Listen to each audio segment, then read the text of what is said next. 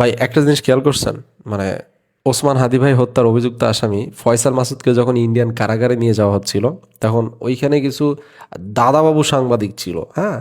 তো তারা ইন্ডিয়ার আর কি, তারা ফয়সাল মাসুদকে জিজ্ঞাসা করছে, এই দাদা আপনি কি খুন করেছেন দাদা? তো ফয়সাল মাসুদ বলতেছে না। তাহলে আপনাকে কে ফাঁসাচ্ছে দাদা?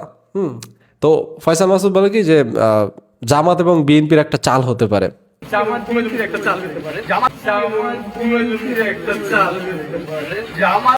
তো এইখানে কিন্তু সে বলছে জামাত এবং বিএনপির, কিন্তু তারপরে দেখবেন সাংবাদিকরা হুমড়ি খেয়ে পড়ছে, দাদা জামাতের কে কি করছে দাদা বলুন, আমাদেরকে বলুন দাদা।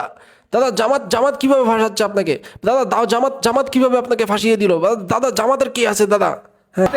জামাতের কে কে ভাই? অ্যাকচুয়ালি আমি জানি না জামাতের কথা কেন বলছেন? জামাতের কে?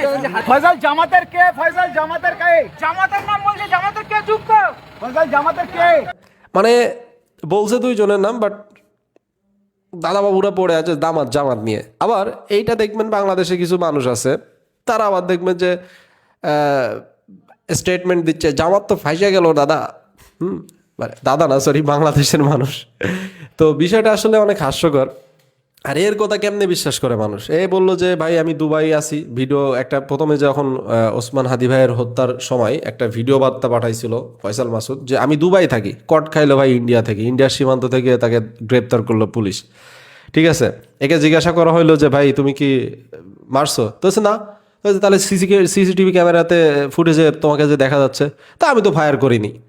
মানে এটা তো গেল। তারপর হচ্ছে ভাই তুই যদি অপরাধ না করিস তাহলে দেশ ছেড়ে পালায় তুই ভারতে গেলি কেন? হ্যাঁ।